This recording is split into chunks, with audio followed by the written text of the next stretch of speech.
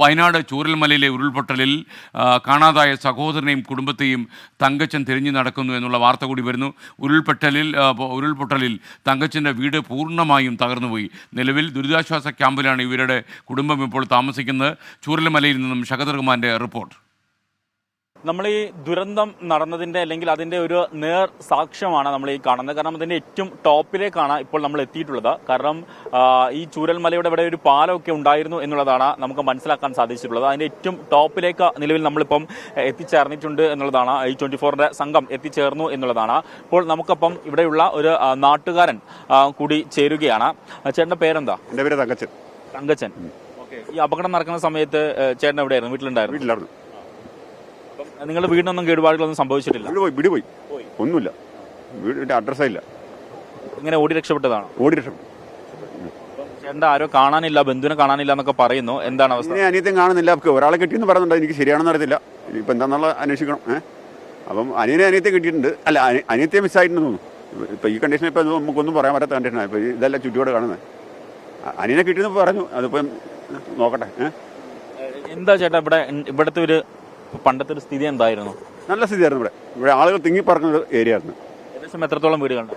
ഇപ്പോൾ ഇവിടുന്ന് താഴെ ടൗൺ വരെ ഒരു 700 വീടിൻ്റെ അടുത്ത് വരും. ഇവിടുന്ന് ഇപ്പോൾ കണ്ട ചുറ്റുപാടിൽ ഒരു 700 വീടിൻ്റെ അടുത്ത് വരും. അതിലുള്ള ആൾക്കാരുണ്ടായി. എത്ര എണ്ണം മിസ്സായിരുന്നൊന്നും അറിയത്തില്ല. കുറച്ച് പേര് രക്ഷപ്പെട്ടിട്ടുണ്ട്. ഒരു 150-150ഓളം കഷ്ടിച്ച് രക്ഷപ്പെട്ടിട്ടുണ്ട്.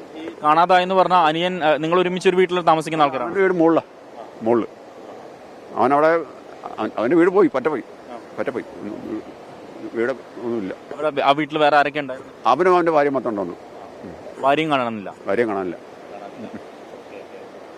ഇതിലിപ്പം ഇവിടെ വേറെ എന്തൊക്കെയാ ഉണ്ടായിരുന്നത്? ക്ഷേത്രം, സ്കൂൾ, അങ്ങനെ വേറെ എന്തെങ്കിലുമൊക്കെ ഉണ്ടായിരുന്നു? ഈ സ്ഥലത്തെ പറ്റി ഒന്ന് പറയാൻ പറ്റും? സ്കൂളുണ്ട്, ക്ഷേത്രം പോയിട്ടുണ്ട്. സ്കൂളിൻ്റെ കുറച്ച് പോയിട്ടുണ്ട്, മുഴുവൻ പോയിട്ടില്ല. കുറേ ഭാഗമായിട്ടുള്ള പോയിട്ടുണ്ട്. നമ്മൾ ഈ നിൽക്കുന്ന ഭാഗം ശരിക്കും റോഡുള്ള ഭാഗമാണ്. ഇപ്പം നമ്മൾ നിൽക്കുന്ന റോഡാ. ഈ വീടിൻ്റെ താഴെ കൂടെയാണ് റോഡ് പോകുന്നത്. ഈ വീട് ഇപ്പോൾ ഈ തറ കാണുന്നില്ലേ, ഇതിന് താഴെ കൂടെയാണ് റോഡ് പോയിക്കൊണ്ടിരുന്നത്. എന്തോ പുഴയുണ്ടായി, വലിയ പാലം എന്തോ ഉണ്ടായിരുന്നു പറഞ്ഞു. പാലം ആ മുകളിൽ കാണുന്നതാണ് പാലം. അപ്പോൾ ആൾ കയറി പോകുന്നില്ലേ, അവിടെയായിരുന്നു പാലം ഉണ്ടായിരുന്നത്. വലിയ പാലം, ഇരുമ്പിൻ്റെ പാലമാണ്. അതുമില്ല. ഇപ്പം ചേട്ടൻ ഇപ്പോൾ എവിടെ താമസിക്കുന്നത്? ഞാനിപ്പോൾ പള്ളിയിലാണ്, ക്യാമ്പിലവിടെ. ബാക്കി ചേട്ടൻ്റെ കുടുംബത്തിലുള്ള എല്ലാവരും സേഫാണ്? ഞങ്ങളുടെ കുടുംബത്തിൽ 6 എണ്ണം ഉണ്ട്. 6 സേഫാണ്. അത് മോളുടെ അടുത്ത് ഇന്നലെ രാത്രി അവർ കൊണ്ടുപോയി. അതെന്തോ ഒരു മിനിറ്റ് കൊണ്ട് കഴിച്ചില്ല. ഒറ്റ മിനിറ്റേ ഉള്ളൂ. അതിൽ കൊണ്ട് ഞങ്ങൾ ആ കുന്ന് കയറിയപ്പോഴത്തേക്കും അടുത്ത ഡോസ് ഇതാ വരുന്നു. വാപ്പാരെ വരവ്.